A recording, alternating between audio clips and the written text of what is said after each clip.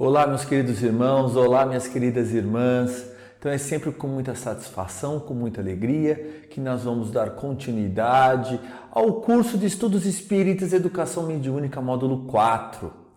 Essa é a nossa 7ª aula.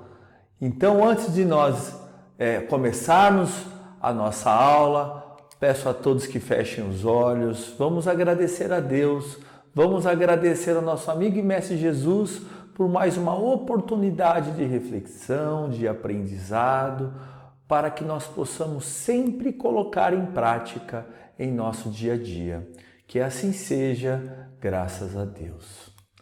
Meus irmãos, antes de nós começarmos a nossa aula, é sempre muito bom nós colocarmos aqui, os horários das nossas palestras presenciais. Então, além do nosso conteúdo que nós disponibilizamos toda segunda-feira no YouTube, das nossas palestras, nós também temos, então, as nossas palestras presenciais. Nós colocamos sempre no aviso, que esse mesmo aviso que nós temos no Facebook, é das 19 horas às 8h30. Por que 19 horas? 19 horas em ponto nós iniciamos a nossa palestra. Então a palestra tem duração de 40 minutos, 20 minutos é a leitura das psicografias e depois vocês descem para o tratamento médico espiritual, que é a fluidoterapia. Nós recomendamos que vocês cheguem uns 15 minutinhos antes, que vocês já chegam, já sentam, já começam a serenar os pensamentos.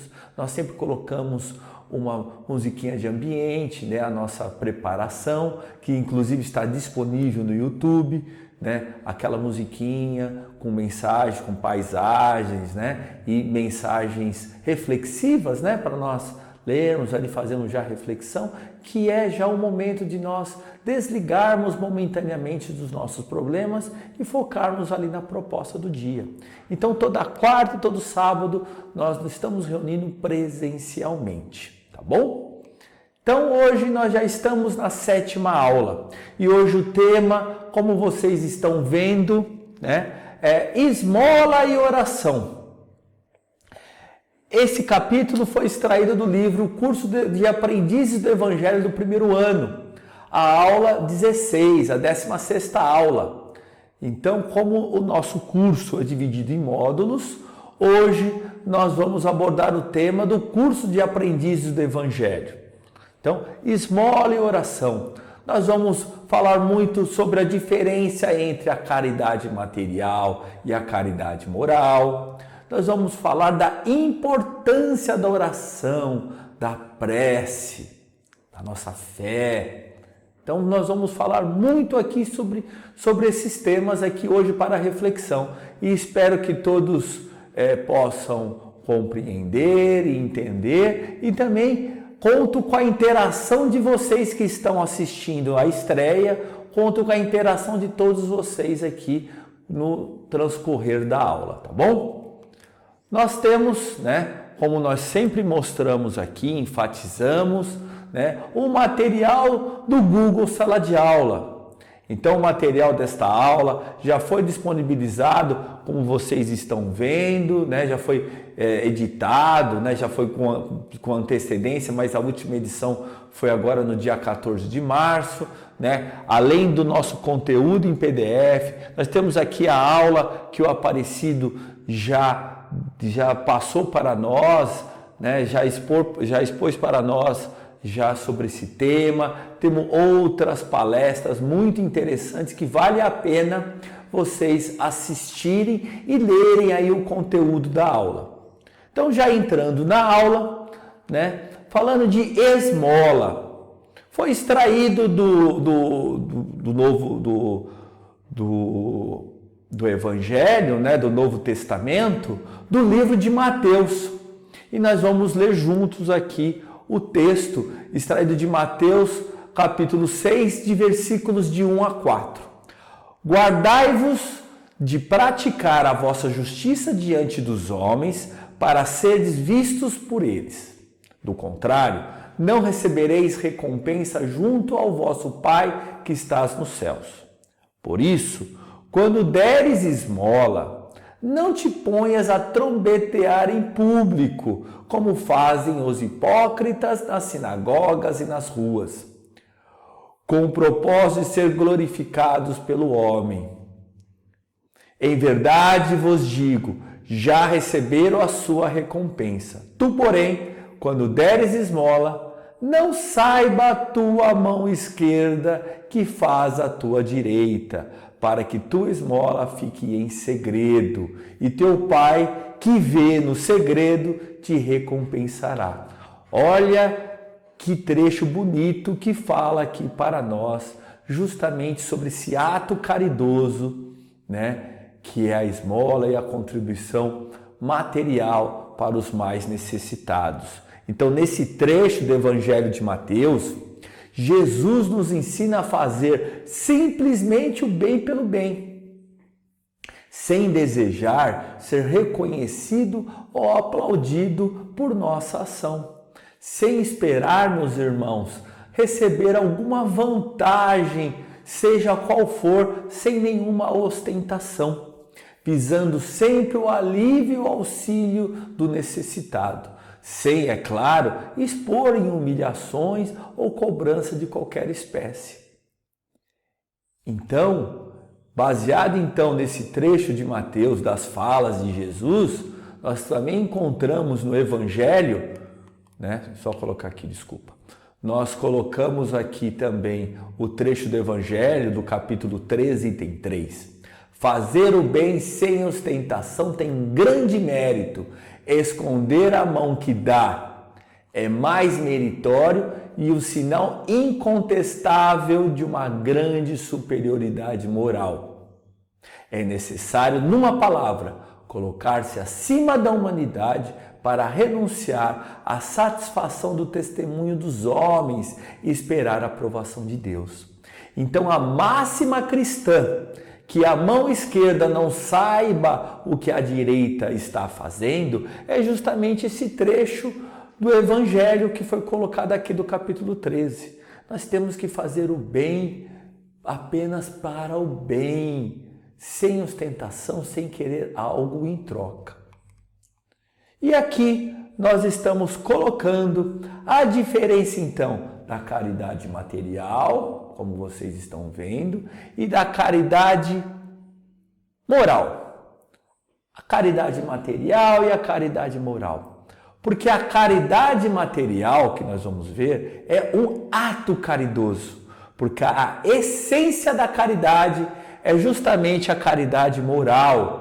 Então vamos trazer aqui uma pequena definição para vocês, então sobre a caridade material e sobre a caridade moral. Então a caridade material é aquela que se traduz pela doação de algum valor monetário, como também alimentos, roupas, remédios e outros objetos, outras coisas materiais, para aqueles que possuem menos, e outros utensílios também de primeira necessidade. Então, ela deve ser praticada, essa caridade material, ela deve ser praticada com amor e com equilíbrio, acompanhada sempre que possível com um olhar, um sorriso, um olhar meigo, de uma certa forma, de uma maneira em que o necessitado não se sinta constrangido, E lógico, sempre de uma forma para que ele também possa caminhar por si mesmo e ele aprender também com esse gesto bondoso, também a dividir e a compartilhar e auxiliar também, por que não?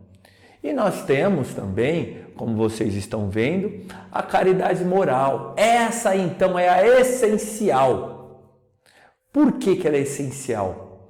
Porque ela não depende de bens terrenos ou materiais para ser praticada. Não custa nada, meus irmãos. Ela é até, por questões de não ser material, podemos na primeira vista pensar que é a mais fácil. Mas ela é um pouco mais difícil de exercer. Por que que ela é mais difícil?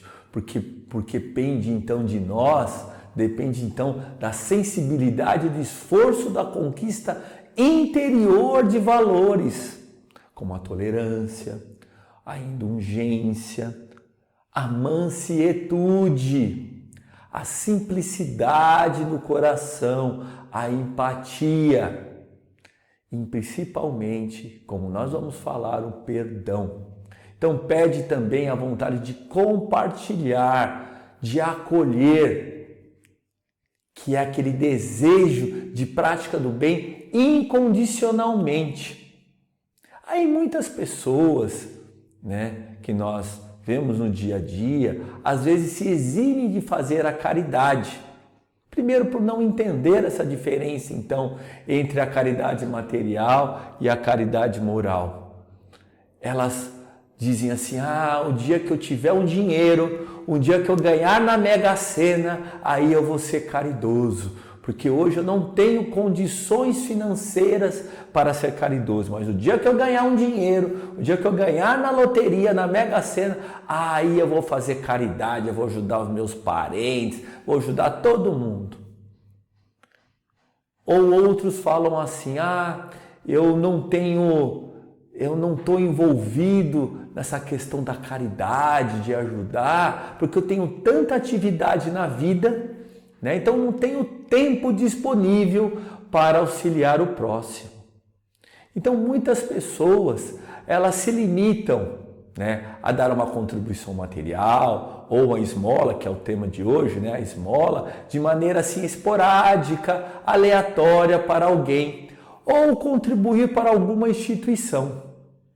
Contudo, muitas vezes, às vezes esse ato caridoso, às vezes é mais para aliviar a sua consciência ou livrar-se até de bens que para ele já não é mais útil, que está lá amontoando na sua casa, acumulando lá. Então, eles acham mais fácil de desfazer, ou seja, fazer uma limpeza, do que praticar verdadeiramente a caridade.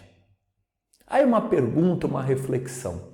Será que às vezes nós estamos doando roupas ou utensílios domésticos ou estamos limpando e retirando artigos velhos, quebrados, empoeirados, mofados da nossa casa para dar para outro?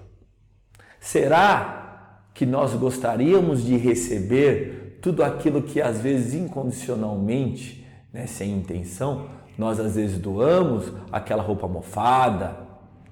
Será que alguma criança gostaria realmente de receber um carrinho faltando roda? Uma boneca faltando braço ou perna? Além disso, meus irmãos, é sempre bom lembrar que não precisamos ter posses para fazer a caridade.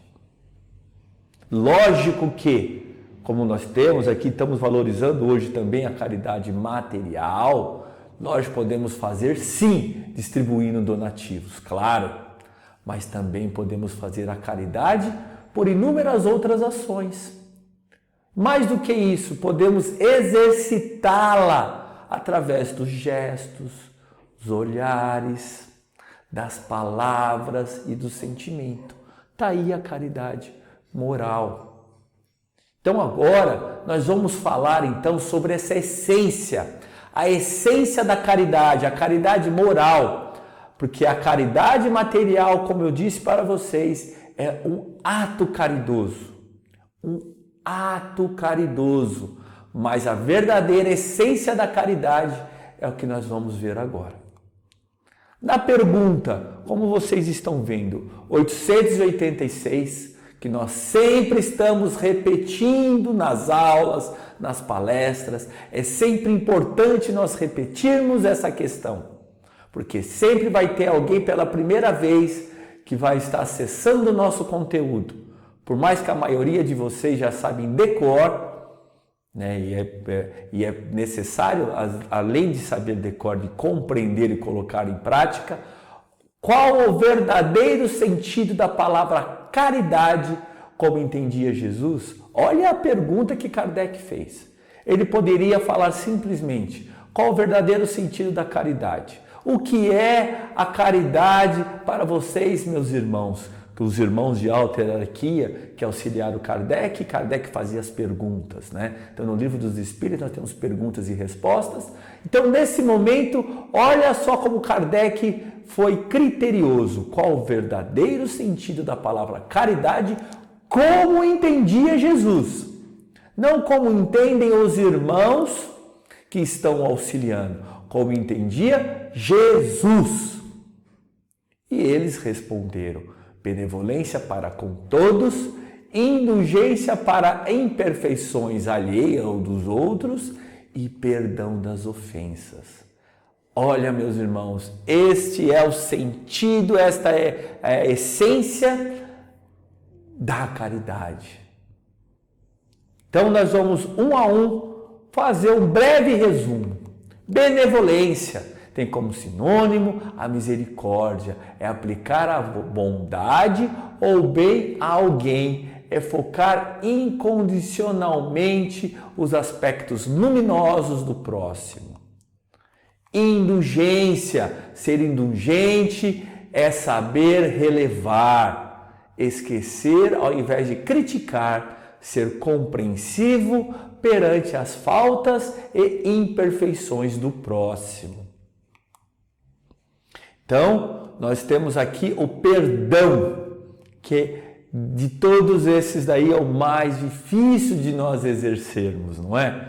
Então, perdão, a prática do perdão é o maior beneficiado, na realidade, é quem perdoa, pois este obtém as bênçãos de Deus e restabelece a sua paz interior através da harmonia com o próximo. Olha que bacana, meus irmãos. Olha que bacana, toda a essência da caridade está aqui para vocês. Então, mas aqui uma imagem bonita que nós estamos vendo justamente sobre a caridade material. Olha que gesto bonito. Então, como nós estamos vivendo no plano físico, nós precisamos pensar em caridade material, é claro, como já foi dito, através dos alimentos, doação de alimentos, de roupas, cuidados com a higiene pessoal, né? E quem menos tem precisa da ajuda, então, daqueles mais afortunados, né? Então está aí, então, o equilíbrio, não só equilíbrio entre a vida financeira, mas também com a vida espiritual. E, meus irmãos, todos nós podemos doar alguma coisa, seja alimentos, roupas, né? Então a caridade é o amor, então, em ação. Caridade é o amor em ação. E doar, como já foi dito, sem esperar nada em troca, é ser feliz em servir a quem não vai lhe retornar benefício nenhum. Então, com isso, meus irmãos, a ligação do amor fraterno, então, será feita através desse compartilhamento, através dessa ação que é a caridade. Tudo está, então, interligado, os bens materiais e os bens espirituais. Lógico, sempre feito de coração e seguindo, obviamente, os passos de Jesus, né, que deu a seu exemplo, um exemplo clássico, quando multiplicou os pães e os peixes, que é material. Mas também, então, logicamente que ele multiplicou o amor entre os irmãos ali presentes, não é verdade? Agora, meus irmãos, apenas para descontrair, eu vou colocar um vídeo para vocês do grupo Amigos da Luz, lá no YouTube. Tem vários vídeos e já numa oportunidade anterior nós já colocamos esse vídeo, mas é sempre bom nós relembrar justamente aquilo que nós não devemos fazer, e o final desses vídeos engraçados sempre tem ali o ensinamento, tá bom? Então vamos assistir juntos agora o vídeo. Ô amigo, vai uma balinha aí? Oi? Uma balinha? Ah, um pedinte, coitado. Não, pedinte não, amigo, tô aqui trabalhando. Trabalhando não, você tá vendendo bala no trânsito, coitado. Isso não é trabalho? Não, isso é a desgraça. É a fome, é a miséria, é a vergonha pública. Coitado. Olha, eu não tenho vergonha de trabalhar não, tá? Nem eu. Eu tô falando de vender bala no trânsito. Isso é trabalho. Ei, vai ficar gritando comigo aí? Eu tô aqui disposto a ajudar. Eu vou até comprar uma bala. Coitado. Cara, para de me chamar de coitado, cara. Eu só vim aqui te oferecer bala. Se você quer, eu tenho pra te vender. Se você não quer, obrigado e bom dia. Que orgulhoso, que coisa feia, já vi tudo. Foi rico na outra encarnação, fez mau uso da riqueza, agora voltou a ser mendigo. Que mendigo, cara. De que você tá falando? Mas mesmo assim eu vou te ajudar, tá? Eu vou praticar caridade. Cara, caridade é a consequência do amor, irmão, tá? É aquilo que acontece automaticamente quando você tem amor pelo próximo e quer ver o bem dele. Se você pensa, eu tô fazendo a caridade, nananã, já deixa de ser caridade, irmão. Já é uma outra coisa, entendeu? Tem que ser algo que nasça na sua vontade de fazer o outro feliz. Olha ele! Querido, olha só, você tá invertendo as coisas, entendeu? Você é o assistido e eu sou o benfeitor. Eu dou dinheiro, eu dou a lição de moral. Quanto é que é essa bala? Cara, faz o seguinte, não precisa comprar nada não, irmão. Valeu mesmo. Ué? É assim que você trata os seus clientes? Que absurdo, senhor comerciante, não é esse o seu trabalho? Você deveria saber que o cliente tem sempre razão. Cara, pelo amor de Deus, me diz logo quantas balas você quer e me deixa em paz. Bom, eu poderia comprar esse saco todo aí, todas essas balas aí. Mas aí você ficaria com o resto do dia livre, né? Eu estaria incentivando a sua ociosidade. Então eu vou comprar só uma. Quanto é a bala? Olha, amigo, uma bala só não vendo não, tá? Eu vendo pacotinho 5 por R$1. Tá bom. Então olha só, na hora que eu te der o dinheiro, a gente vai tirar uma selfie aqui, vai? Selfie? É pra eu botar lá no grupo Fora da Caridade na Salvação, vai. Não ficou boa não. Faz uma cara de fome. Não tá parecendo mendigo. Mas eu não sou mendigo. Já sei. Vem cá. Pronto, agora faz o seguinte, dá uma rolada aí no chão pra sujar a camisa, compõe melhor o visual. Você vai me dar outra blusa. Que absurdo, né? A gente dá a mão, a pessoa quer logo o braço, né? Vai caçar um trabalho, vai. Então, meus irmãos, bem-aventurado todo aquele que cede algo de si próprio a benefício de outros, ainda que seja tão somente uma palavra de bênção para o conforto de uma criança, de um mais necessitado. Então, a caridade, meus irmãos, ela é paciente. A caridade não é invejosa. Eu trouxe aqui para vocês um trecho do livro Vinha de Luz que fala justamente dessa questão do que nós assistimos, acabamos de assistir agora o vídeo, como vocês estão lendo. Quem dá para mostrar-se é vaidoso. Quem dá para livrar-se do sofredor é displicente. Quem dá para situar o nome da galeria dos benfeitores e dos santos é invejoso. Então, meus irmãos, nós temos que fazer o bem sem olhar a quem, sem ostentação e sem querer receber nada em troca. Tá bom, meus irmãos? Agora nós vamos adentrar no outro tema da nossa aula, que é a oração. Eu trouxe aqui para vocês do livro Momentos de Coragem, psicografado por Divaldo Franco e ditado pelo espírito de Joana de Ângeles. Esse livro é muito interessante. Nós estamos estudando esse livro nas palestras presenciais. Então é um livro interessantíssimo e eu sempre comento com todos e não tenho vergonha de dizer que se não fosse a ideia do pessoal, da educação, que sempre passa para nós essas obras, porque espontaneamente eu nunca chegaria assim, quer saber, hoje eu vou ler um livro de Joana de Ângeles, Momentos de Coragem. Eu não iria ter essa iniciativa. Eu ia me basear mais na codificação e algumas outras obras. Eu nunca teria essa oportunidade de ler essa obra magnífica se não fosse a apresentação do pessoal, do grupo que são coordenadores da educação aqui da casa. E quarta-feira passada tive a oportunidade de falar justamente sobre esse capítulo. E estou aqui relembrando com vocês dessa importância então da oração. E vamos ler junto. Da mesma forma que o corpo não pode subsistir sem um alimento, o espírito não consegue manter-se em equilíbrio sem a força da oração.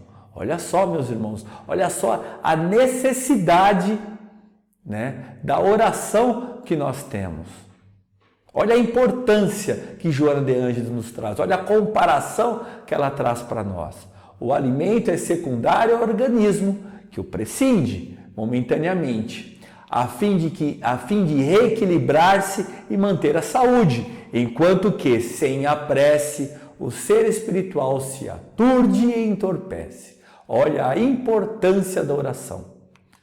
E ela traz também que, como é impossível ao corpo manter-se sem o sangue, também a alma não viverá em paz sem o combustível da fé. Olha a importância da fé. A fé constitui o elemento basilar para a sustentação da vida digna e realizadora. Olha que Joana de Ângeles nos traz. A prece autêntica, aquela que brota do coração buscando Deus, a Ele se entregando, torna-se um escudo de segurança, de defesa, uma proteção contra os elementos perniciosos que vigem interiormente no homem ou que vêm de fora tentando agredi-lo. Só aparentemente se pode vencer um homem de fé, um homem que ora.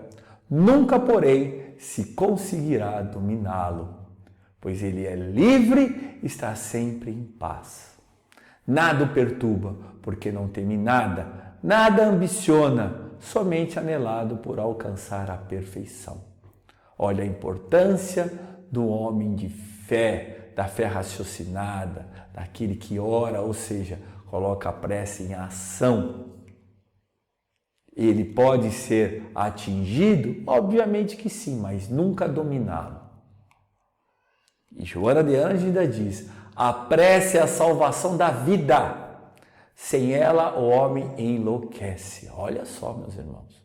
A prece é a salvação da vida. Sem ela, o homem enlouquece.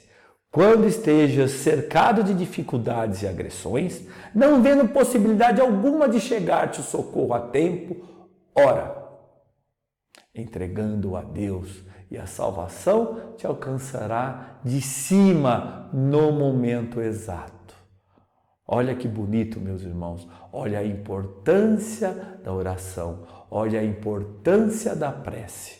E os irmãos, através das psicografias que nós recebemos, através das psicofonias que nós recebemos, eles incansavelmente falam da importância da prece, da importância de nós vigiarmos os nossos pensamentos.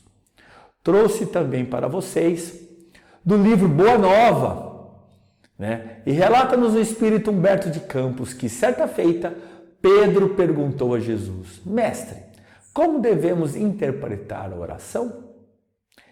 Jesus disse: em tudo deve a oração constituir o nosso recurso permanente de comunhão ininterrupta com Deus. Mais uma vez falando da importância da oração. Aqui colocamos um trecho do capítulo 27 do Evangelho segundo o Espiritismo do tema Pedis e obtereis. Seja o que for que se peçais na prece, crede que obtereis e vos será concedido.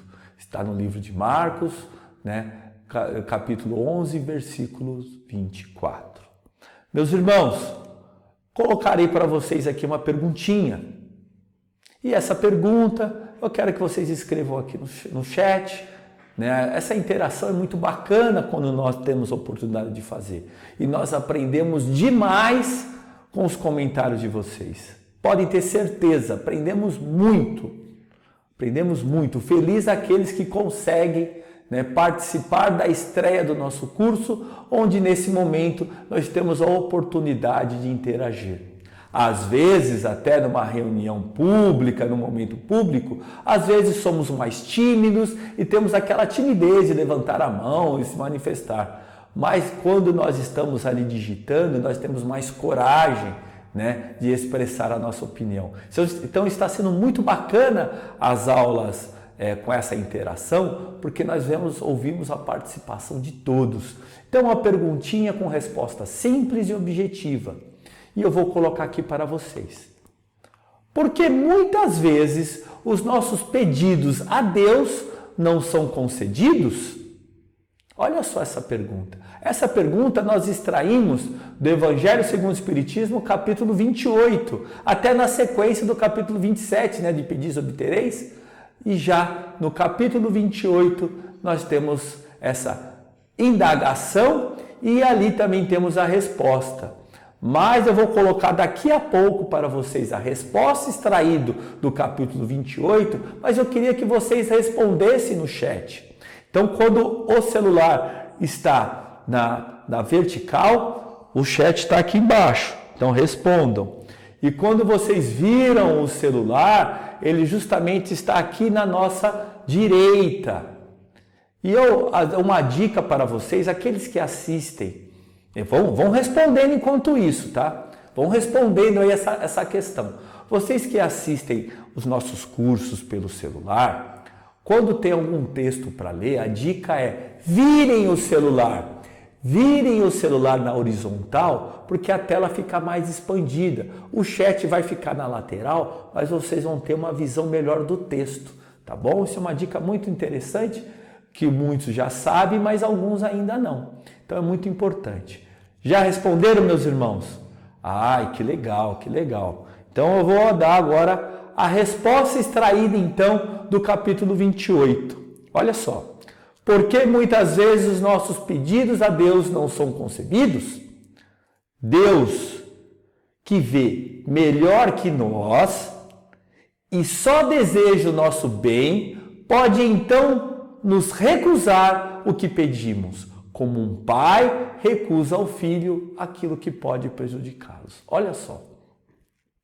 Às vezes nós pedimos situações, condições que não será benéfico para nós, não será benéfico para a nossa evolução espiritual. Então, por isso não é concedido. Eu vou trazer aqui para vocês uma oração que há muitos anos atrás eu extraí da internet. Não sei quem é o autor, mas na época eu achei tão interessante e eu uso muito essa oração para os nossos cursos, para as nossas palestras e sempre estou repetindo. O título é Conversando com Deus. Então vamos lá. Pedi força e vigor. E Deus me mandou dificuldades para fazer forte. Pedi sabedoria. E Deus me deu problemas para resolver. Pedi prosperidade. E Deus me deu energia e cérebro para trabalhar. Pedi coragem e Deus me mandou situações perigosas para superar. Pedi amor e Deus me mandou pessoas com problemas para eu ajudar. Pedi favores e Deus me mandou oportunidades. Não recebi nada do que queria, mas recebi tudo o que precisava. Minhas preces foram atendidas. Olha só que sabedoria esse trecho, que reflexão que nós temos justamente sobre aquilo que nós falamos agora anteriormente, sobre essa pergunta que está na reflexão do capítulo 28 e que vocês certamente responderam muito bem. Então, meus irmãos, orar bem não é orar muito, é saber posicionar-se de forma a que a prece chegue até o Pai e dele se possa receber permanentemente as dádivas. Para isso, é necessário que, ao orar, estejamos com o coração livre de qualquer mágoa ou rancor contra o próximo e que nos coloquemos humildes e submissos perante Deus. Então é orar bem, a oração espontânea, aquela que vem do coração. Então, trouxemos aqui, para compreender a ação da prece, precisamos conhecer um modo de transmissão do pensamento. Olha como é importante os nossos pensamentos. Para isso, vamos lembrar que todos os seres, encarnados e desencarnados, estão mergulhados no fluido cósmico universal que ocupa todo o espaço infinito. O fluido cósmico recebe um impulso da nossa vontade, que é a vibração, e é o veículo do pensamento, como o ar é o veículo do som, com a diferença de que o fluido cósmico está em todo o universo, inclusive no vácuo. Então tudo depende da nossa vontade, que nós estamos vibrando. Assim que a prece é ouvida pelos espíritos em qualquer lugar que estejam, que os espíritos comunicam-se entre si, nos transmitem as suas inspirações e que as relações se estabelecem então entre encarnados ou entre encarnados e desencarnados, independentemente da distância. Olha que bacana, meus irmãos, o poder do nosso pensamento, o poder das nossas vibrações. A intensidade então dessa vibração, dessa corrente de fluidos, será forte ou fraca, dependendo da força do pensamento e da força da vontade de quem ora. Tudo com relação ao sentimento e à emoção. E aqui nós temos os tipos de prece, segundo o Evangelho, segundo o Espiritismo. Então, a prece para nós mesmos, a prece para o encarnado, a prece para os desencarnados, pelos doentes, pelos obsediados, pelo obsessor e as preces em geral. Então não há limites da prece. Podemos fazer a prece para todos, para os encarnados, desencarnados, como estar aqui.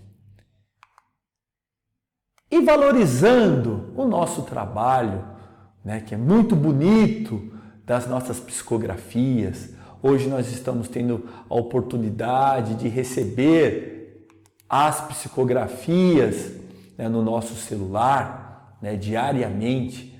São mensagens magníficas. Ora, a mensagem de um testemunho, de um desencarnado que vai narrar a sua trajetória na última existência.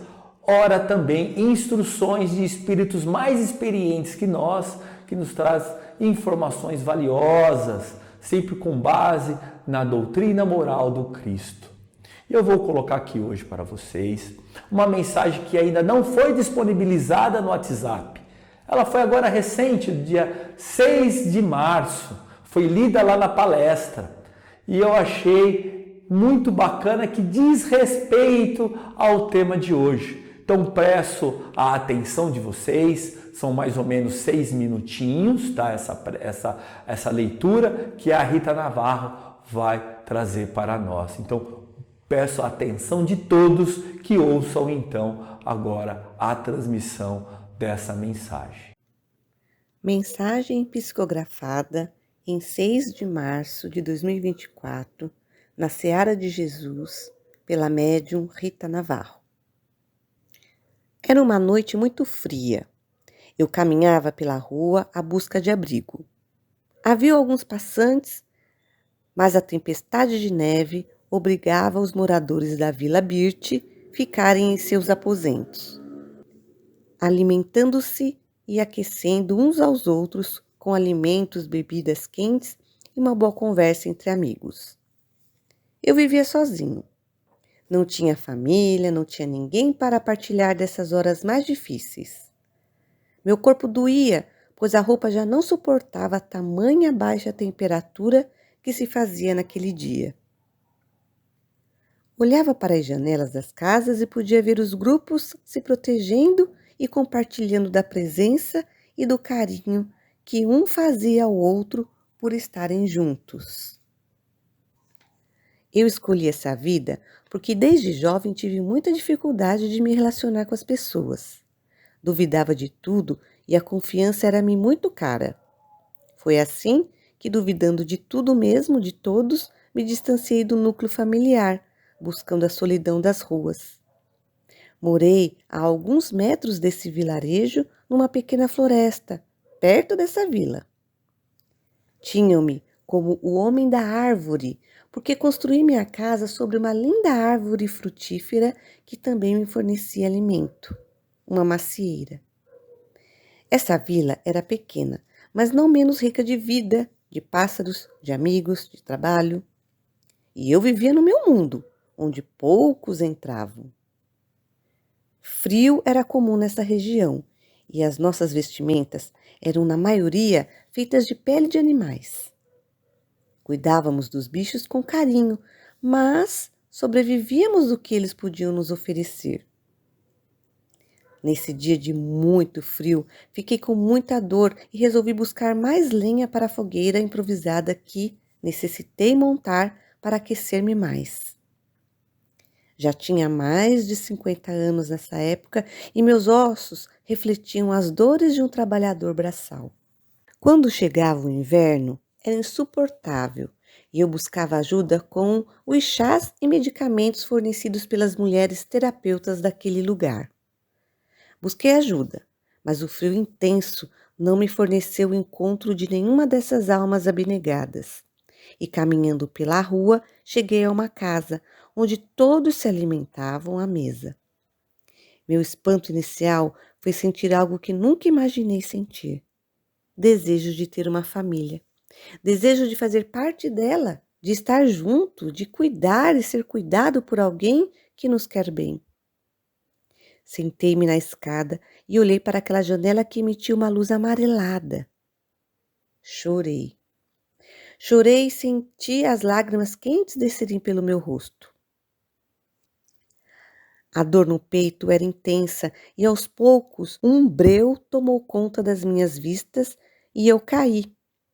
Fui encontrado por trabalhadores que pela manhã saíram para seu ofício. Eu estava morto. Porém, meu corpo se mexia, eu me mexia, eu via e ouvia aquelas pessoas e todas me olhavam com piedade. Escutei algumas palavras. É um homem da floresta. Sim, por que será que veio parar aqui? Sentia frio? Sentia fome? Morreu de quê? Morreu de tanto frio. Eu não entendia como estava com o corpo endurecido naquele chão e, ao mesmo tempo, conseguia me sentir, conseguia andar com um outro corpo igual.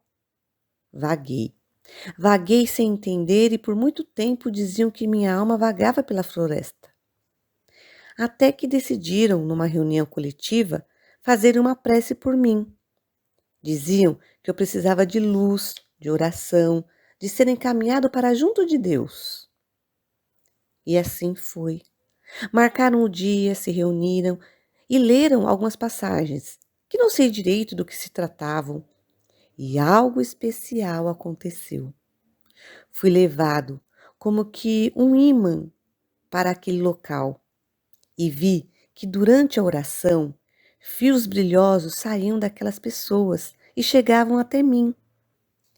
Fui sendo envolvido por esses fios coloridos e levitando como se tirado do chão. Senti leveza e uma sonolência agradável. E de onde não sei, vi pessoas brilhantes aparecerem, me chamarem pelo nome e me estenderem a mão. Assim, acordei. Despertei num local calmo, numa casa onde as pessoas falavam baixo e onde tinha uma cama, tinha comida, tinha aquecedor. Faz muito tempo que isso aconteceu. Já voltei ao corpo, já aprendi, já me depurei mais um pouquinho e continuo aprendendo. Essa é a nossa vida. É um ciclo. E continuo buscando uma família, um lar, continuo querendo a união e agradeço por ter quem cuide de mim e de todos esses que vivem nas ruas. Todos têm uma história. Todos nós buscamos algo e ninguém gosta de ser só. Fui um andarilho nesta última reencarnação e vocês daqui me resgataram. Continuarei meu caminho. Acolham e respeitem, porque há histórias belas por detrás de olhos tristes. Obrigado. Meus irmãos, olhem só a importância da prece. como já foi dito, os tipos de prece, né? A prece para os desencarnados, a prece para os sofredores, essa solidariedade, esse amor fraterno. Olha o resultado bonito que foi narrado agora na prática da vivência desse irmão. Agora coloco para vocês também uma reflexão sobre o tema de hoje, né? Extraído do livro, como vocês estão vendo, Fábulas Filosóficas, que justamente fala sobre o cego e o paralítico. Coloquei aqui para vocês uma imagem, né? Lembrando que dia 13 de dezembro é o dia, né, destinado para nós lembrarmos da importância de auxiliarmos o cego. Coloquei aqui valorizar, né, a superação, né, da Paralimpíada, né, com relação ao tema de hoje, que nós estamos colocando aqui do paralítico, o exemplo de superação através dessa foto. E dessa parábola do cego e o paralítico, lembrei também de um filme que eu acho que ainda está disponível no Netflix, mas aí já é uma comédia, brincadeira, Cegos, Surdos e Loucos. Tudo isso mais ou menos tem a ver então com a fábula de hoje. Eu vou resumir para vocês. Então, numa cidade lá na Ásia, né, havia então duas pessoas, né, que vai narrar nessa fábula, que é o cego e o paralítico. E todos estavam tristes, revoltados pela falta de entendimento, revoltados com a vida. Será que Deus existe? Onde já se viu? Eu aqui cego. Será que Deus existe? Eu estou sofrendo tanto, eu aqui paralítico, sem poder mover minhas pernas. E um reclamava de um lado, outro reclamava do outro. Então, e eles, além disso, obviamente, eles também tinham poucos recursos materiais, né? Aquela dificuldade, né? Dependendo da ajuda, é aquela dificuldade, dependendo da esmola, né? Que é o título de hoje, dependendo da esmola, dependendo da boa vontade do próximo, da caridade, né? Então, eles estavam sempre reclamando. Em um certo momento, o cego ouviu o paralítico reclamando que não adiantava mais viver, onde já se viu e tal. Aí ele ouvindo então o paralítico reclamando, ouvindo, né, as suas reclamações, como ele também reclamava, né, ele se identificou, falou, mais um sofredor como eu. Aí eles começaram, aí ele encostou, né, o cego encostou nesse irmão, nesse paralítico, porque ambos estavam ali na rua esperando uma doação, uma esmola, e eles começaram a conversar. Se tornaram-se amigos. Aí o cego falou para ele, olha, nós estamos aqui e todos nós temos as nossas limitações. Por que então nós não vamos juntar essas nossas limitações, né? Porque daí nós vamos conseguir amenizar o nosso sofrimento. Aí ele falou, como que eu vou fazer isso? Como que nós vamos fazer isso? Eu não consigo andar e você não consegue enxergar? Onde nós vamos parar então? Como é que nós vamos resolver isso? Aí o cego falou, é muito simples. Eu carrego você usando as minhas pernas e você vai me guiando com a sua visão. Então, um vai auxiliar o outro. Eu vou carregá-lo e você será o meu guia. Então eles começaram. Vamos fazer então essa parceria? Vamos. Então fizeram essa parceria. Então eles partiram aí, né, para sua trajetória em busca então dos donativos e da esmola. Aí isso melhorou para o cego, que ele teve mais facilidade para ser guiado, e foi melhor para o paralítico, que teve mais mobilidade. Então, naquele momento, diante de todos aqueles percalços, todos aqueles obstáculos, aquele sofrimento, diante da solidariedade mútua, eles se sentiram mais fortes, mais confiantes. Então, essa é a parábola, né? Juntos somos mais fortes. Temos que justamente enfatizar a importância da união, da solidariedade. Os estudiosos já disseram que se não fosse essa união né? Lá atrás, na era primitiva, se não fosse essa solidariedade, então, dos homens, que era uma criatura mais fraca e desarmada na época do que muitos outros animais, como é que eles teriam sobrevivido se não fosse a união dos homens naquela época? Então, é isso que nós devemos, então, ter como referência, a importância da solidariedade, porque juntos somos mais fortes. E agora, meus irmãos, para resumir todo o tema dessa aula, tudo aquilo que nós já dissemos, tudo aquilo que nós já refletimos sobre o tema, trouxe aqui para vocês uma frase do nosso amigo Chico Xavier. Olhe só, meus irmãos, a caridade é um dispositivo divino que interfere no mecanismo da lei de causa e efeito, mobilizando-a a nosso benefício. Um simples gesto de solidariedade vale por muitas preces reunidas. Olha que bacana, meus irmãos. Olha como essa frase de Chico Xavier conseguiu sintetizar toda a importância do tema de hoje. E, meus irmãos, eu me despeço com essa imagem do nosso maior exemplo, que é Jesus. Então, vamos nos esforçar no sentido de realizar a humildade e o espírito de serviço em benefício da nossa paz. Porque, em verdade, meus irmãos, nenhum de nós ainda venceu a nós mesmos, né? Então, lembrando que todos nós seremos, então, reconhecidos como cristãos de acordo com as nossas obras. Como disse Jesus, nem todos que dizem Senhor, Senhor, Senhor entrarão, então, no reino dos céus, mas somente, então, aqueles que fazem a vontade do meu Pai que estás nos céus. Olha só a mensagem de Jesus. E Jesus ainda disse ainda mais. Meus irmãos, a árvore que dá bons frutos é que tem que doar para todos. Então vamos procurar os que estão famintos. Vamos levar para baixo então dessa árvore, vamos partilhar com eles do abrigo e oferecer o melhor dos frutos, meus irmãos. O melhor dos frutos, que é o amor e a caridade. Então que possamos então a cada dia desempenharmos então a nossa função de trabalhadores do Cristo.